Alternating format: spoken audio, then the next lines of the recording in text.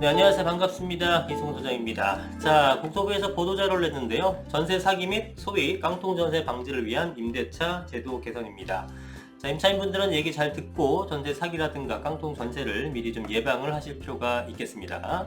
자, 첫 번째는 주택임대차보호법 개정 법률안 예고인데 선순위 임차인에 대한 정보 확인권 신설입니다. 이 선순위 임차인이라는 것은 말 그대로 여러분들보다 앞에 있는 임차인이라는 거죠. 예를 들어 다가구 같은 것들은 한 사람 소유지만 집은 각각의 별도로 구성되어 있잖아요. 그래서 내가 103호를 얻으려고 하는데 102호나 101호나 201호, 202호에 살고 있는 사람이 선순위 임차인이기 때문에 이 집이 경매에 들어갔을 때는 그분들이 먼저 가져간다는 거죠. 그럼 내 앞에 선순위 임차인인 사람들이 얼마의 보증금을 들어가 있는지를 알고 언제까지 기간인지를 알고 이런 걸 알아야 되는데 은행에서 저당권 받는 것들은 얼마가 설정되어 있는지 등기부 띄면 알 수 있지만 이런 것들은 알 수가 없잖아요. 그래서 굉장히 좀 불합리한 어떤 임대인의 어떤 선의만 믿고 얘기만 듣고 나서 내가 들어갔어야 되는 부분이 있었는데 부동산 얘기만 믿거나 이거에 대해서 정보 확인 권리를 신설한다라는 겁니다. 권리를. 자, 그래서 확정일자 부여 기관에 선순위 보증금 등 임대차 정보를 요청할 수 있어요. 언제? 현행법상으로도. 근데 지금 이거는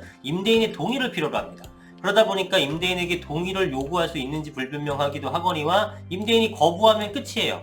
나는 요청만 할 수 있고 거부할 수 있는 권리가 있다 보니까 나 싫은데 이러면은 어쩔 수 없다라는 거죠. 그래서 이걸 어떻게 해야 되냐면 임대인이 이거에 대해서 선순위 임차인이 지금 어떤 상황이에요 라는 거에 대해서 임대인이 알려줘야 될 동의, 무조건 임차인이 알아야 된다는 거에 대해서 요청을 하게 되면 거부할 수 없는 권리가 의무화된다는 겁니다. 그렇죠? 임차인이 되려는 자가 임대인에게 선순위 보증금 등 정보 제공에 관한 동의를 요구할 수 있다는 것을 문헌상 명문화하고 글로 딱 제공이 됩니다. 그리고 나서 이에 대해서는 특별한 어떤 사유가 없는 한 반대할 수 없다라는 것을 이제 의무화하는 거죠. 자, 방금 선순위 임차인과 동일하게 사실 세금 정보, 임대인이 얼마나 체납되고 있는지도 알 수가 없어요.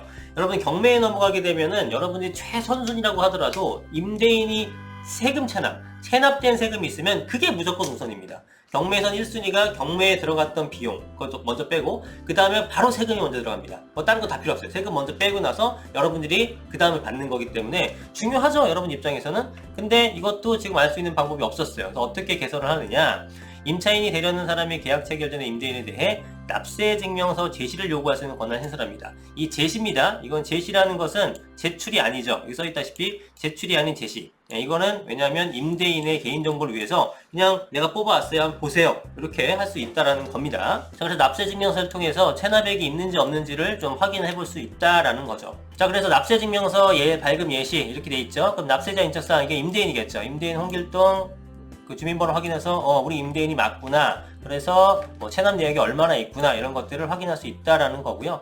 자, 다만 임대인이 납세 증명서를 제시할 수 없거나 제시하려 하지 않는 경우, 예를 들면 뭐 연세가 되게 많으신데 뭐 다가구를 하나 갖고 있어요. 한 20세대째 다가구인데 거의 월세는 1년에 한 번이니까 뭐 매달 거의 그 계약을 하셔야 될 텐데 그때마다 이렇게 뽑아오기가 힘드시잖아요. 그러니까 이럴 경우에는 그냥 동의를 한 걸로 보고 이 동의를 함으로써 제시 의무에 가름할 수 있다고 하는 겁니다. 제가 이거에 대해서 뽑아도 될까요? 뽑아봐 학생. 그러면은 뽑을 수 있다라는 겁니다. 동의만 해주면, 동의만 해주게 되면 내가 직접 제시하지 않아도 제시된 것처럼 해준다라는 규정이에요. 결국은 어쨌든 임대인의 어떤 세금 체납 내역 같은 것은 어쨌든 정보를 제공해줘야 되는 거고, 선순위 임차인에 대해서도 임차인으로 들어가려는 자가 선순위 임차인에 대한 내용을 볼 수 있다라는 게 이번 개선 내용이라고 할 수 있겠죠.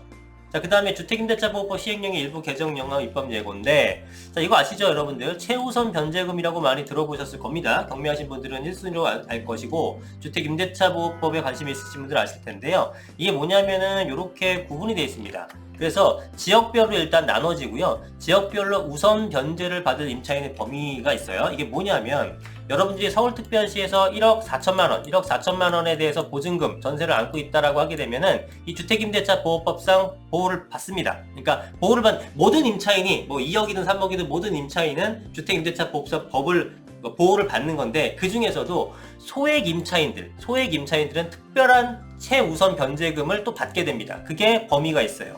서울에서 1억 4천의 보증금을 갖고 있다 그러면은 여러분들은 내 앞에 뭐가 있든, 내 앞에 저당권이 있어서 뭐가 채권자가 있고 채권자가 있어서 경매 넘어가는데 나까지 순위가 안 와, 다 가져가 라고 하더라도 가장 먼저 받을 범위가 이렇게 있다라는 겁니다. 말 그대로 최우선 변제금이죠. 최우선 변제금. 당신한테 후순위라고 하더라도 선순위권자보다 먼저 이 정도는 일정 금액은 주겠다라고 하는 게 최우선 변제금인데, 그 모든 사람한테 해주는 게 아니라 소액 임차인, 예를 들어 서울특별시에선 1억 5천 이하, 과밀옥적 번영, 용인, 화성, 세종, 김포 1억 3천 이하 이런 식으로 해서 1억 5천을 전부 다 보장받는 건 아니고 이 중에 일부 1억 5천짜리면은 5천만 원까지 보장을 해준다는 겁니다. 자, 이해되셨죠? 자, 근데 이 범위를 넓히는 거예요. 어떻게? 1억 6,500. 그러니까 다 1,500만 원씩 올라가고, 그 다음에 우선 변제 받을 것도 500만 원씩 올라간다는 겁니다. 자, 그러면은 예전에는 지금 1억 6천만 원에 서울에 살고 있다. 그러면은 이 소액 임차인의 범위가 아니었어요. 소액 임차인의 범위 넘었으니까. 그런데 개정된 법률에 의해서는 이제 내년에 집을 구하는데 1억 6천에 구한다. 그러면은 5,500만 원까지는 무조건 보장이 된다라고 생각하시면 됩니다. 이해되시죠? 단 지역별로 틀리죠? 자, 1억 5천만 원에 내가 들어갔어요. 그러면 우선 변제 받을 수 있습니까? 없습니까?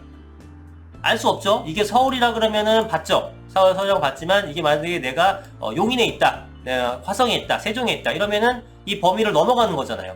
그러니까 안 된다는 겁니다. 그래서 지역별로 이렇게 틀리다라는 거. 그래서 어쨌든 기존보다 우선 변제 받을 임차인 범위가 1,500만 원 늘어났고, 그 다음에 보증금 중 우선 변제 받을 액수도 500만 원씩 늘어났다라는 거, 이렇게 보호를 좀 더 해주겠다는 얘기입니다. 자, 그 다음에 이런 것도 많죠. 계약 체결 전에 입주 전 계약 체결했어요, 여러분들. 잔금 남았죠. 그 사이에 임대인이 담보권을 설정합니다. 그러면 곤란하죠. 그래서 지금은 어떻게 되어 있냐면은 그냥 계약을 씁니다. 그냥 뭐 임대인은 임차인이 이제 계약 해서 잔금 치러서 들어오기 전까지 뭐 등기부 등본상에 변동이 없기로 한다. 뭐 보통 이런 식으로 표현하거든요. 이것이 이제 담보권 설정 금지를 하지 말라는 것인데, 이것을 아예 주택 임대차 표준계약서상에 고정되어 있는 특약사항으로 집어넣겠다라는 겁니다. 이거 어차피 뭐 매번 쓸 바에는 이렇게 하는 게 낫겠죠. 그래서 명문화 해가지고 조금 더 안전하게 임차인을 보호하겠다라는 내용입니다. 그 다음에 관리비, 관리비도 참 웃기죠. 이 관리비 항목을 신설하게 됐는데 좀 분쟁이 많았습니다. 이게 어떤 분쟁이 있었냐면은, 예를 들면 월세가 20만원에 관리비가 5만원이었는데 뭐 월세가 많이 받으면 소득세 부분이라든가 여러 가지 어떤 나의 소득이 늘면서 뭐 연금이라든가 보험료라든가 이런 게 올라갈 수 있으니까 어떻게 하냐면은, 난 25만원만 받으면 돼. 월세 20만원에 관리비 5만원이 아니라 월세 10만원에 관리비 15만원. 뭐 이렇게 할 수도 있는 거고, 광고하러도 월세 20만원짜리 집이 아니라 월세 10만원짜리 집입니다. 이렇게 뭐 미끼 상품으로 활용할 수도 있는 거고, 내지는 20만원에서 난 30만원 올리고 싶은데 뭐 5% 제한이 있으면은 못 올리잖아요. 그러면 20만원에서 한 20만원 월세는 그대로 두고 뭐 관리비를 3만원에서 13만원 올린다든가, 이렇게 되면 내가 받는 금액은 똑같으니까 이런 식으로 관리비를 어떤 악용해가지고 수익을 얻는 이런 형태들이 많았다는 거죠. 그래서 이것도 역시나 명문화 해가지고 관리비에 대한 논쟁을 없애겠다라는 겁니다.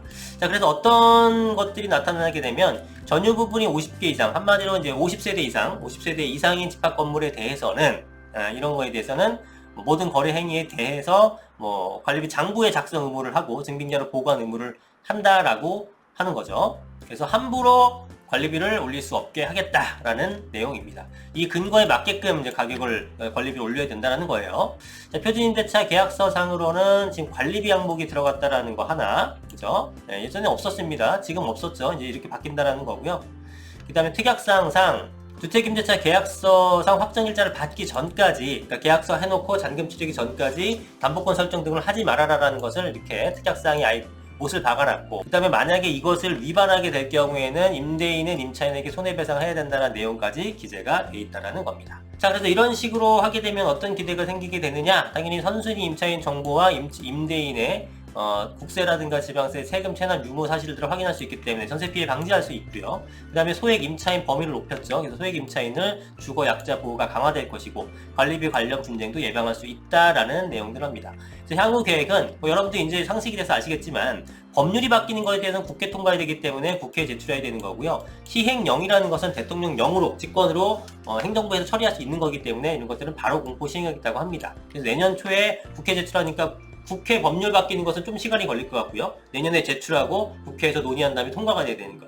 시행령 같은 것들은 전부 내년부터 적용되는 겁니다. 예를 들면은 이런 것들, 이거죠. 주택임대차보험 시행령 일부 개정령안, 이런 것들은 바로 적용되는 겁니다. 내년 초에. 아시겠죠? 국회 통과 여부랑 상관없이요. 자, 이런 내용이에요. 오늘 내용 자체는 어렵지가 않죠. 하지만 굉장히 중요한 내용들이기 때문에 임차인분들은 좀 눈여겨서 보실 필요가 있을 것 같고요.